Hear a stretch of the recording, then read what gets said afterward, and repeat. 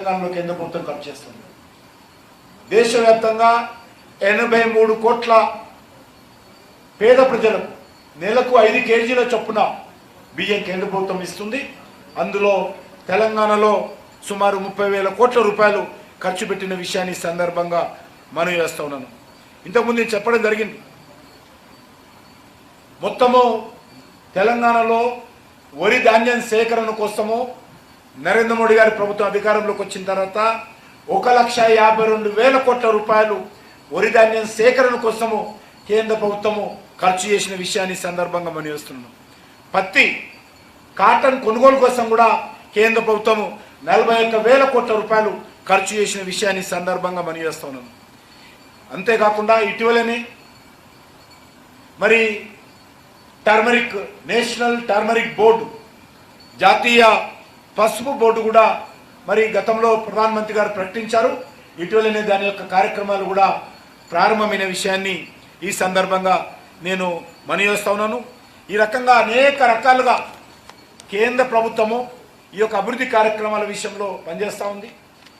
ఈ రాష్ట్రంలో చాలా దురదృష్టము, మరి ఈ రాష్ట్ర అభివృద్ధి కోసం కృషి చేయాల్సినటువంటి కాంగ్రెస్ పార్టీ ప్రభుత్వము దశ దిశ లేకుండా పనిచేస్తాం.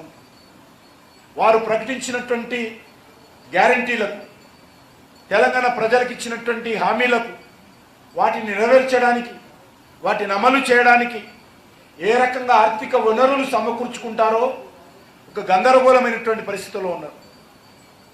ఇచ్చేదేమో హామీలు, వాళ్ళు అంటున్నారు ఈ హామీలు అమలు చేయడం కోసం కేంద్ర ప్రభుత్వం ఇవ్వాలి. కాబట్టి ఈరోజు కేంద్ర ప్రభుత్వము నేను ఇంతకుముందు చెప్పినట్టు అనేక పథకాలు స్వయంగా అమలు చేస్తాం.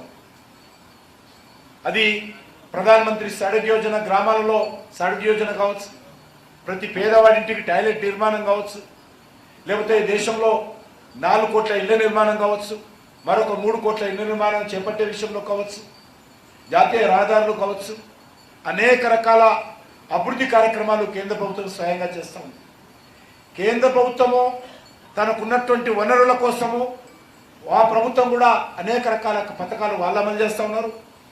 కాంగ్రెస్ పార్టీ ప్రకటించినటువంటి పథకాలు పూర్తి చేయాల్సినటువంటి బాధ్యత రాష్ట్ర ప్రభుత్వంది. కాబట్టి ఆ రకంగా ఈరోజు రాష్ట్ర ప్రభుత్వం పూర్తిగా చేతులెత్తేసింది. తెలంగాణ మరి ఆర్థిక సంక్షోభం ఎంతో దూరంలో లేదు, ఆ రకమైనటువంటి పరిస్థితి ఉంది. 1వ తేదీ జీతాలు ఇవ్వలేనటువంటి పరిస్థితుల్లో ఉన్నారు. మరి ఉద్యోగస్తులకు ఇవ్వాల్సిన రిటైర్మెంట్ అయితే రిటైర్మెంట్ సెటిల్మెంట్ కూడా చేయలేనటువంటి పరిస్థితి, డిఏలు ఇవ్వలేనటువంటి పరిస్థితి. మరి ఈ రకంగా ఉద్యోగుల వేతన సవరణ కమిటీ కూడా ఇంతవరకు కాన్స్టిట్యూట్ చేయనటువంటి పరిస్థితి ఈరోజు అనేక రకాలుగా ఈ రాష్ట్రంలో ఉన్నాయి. ఇంతవరకు టీచర్ ఉద్యోగాల భర్తీ విషయంలో గతంలో టీఆర్ఎస్ ప్రభుత్వం కానీ ఇప్పుడు ఉన్నటువంటి కాంగ్రెస్ పార్టీ ప్రభుత్వం కానీ ఎక్కడ వేసిన గొంగడి అక్కడే ఉన్నది. డిఎస్సి ఎక్కడ కూడా అమలు చేస్తలేదు. కాబట్టి ఇప్పుడు ఉన్నటువంటి పరిస్థితుల్లో మరి ఈ ప్రభుత్వానికి షార్ట్ ట్రీట్మెంట్ ఇవ్వాల్సినటువంటి అవసరం ఉంది. కాబట్టి పోటీ చేస్తుంది భారతీయ జనతా పార్టీ మాత్రమే. కాబట్టి ఉపాధ్యాయులు కానీ పట్టభద్రులు కానీ భారతీయ జనతా పార్టీ అభ్యర్థులను ఆశీర్వదించి గెలిపించాల్సిందిగా కోరడం కోసమే ఈరోజు మీ దగ్గరికి రావడం జరిగింది. ధన్యవాదాలు.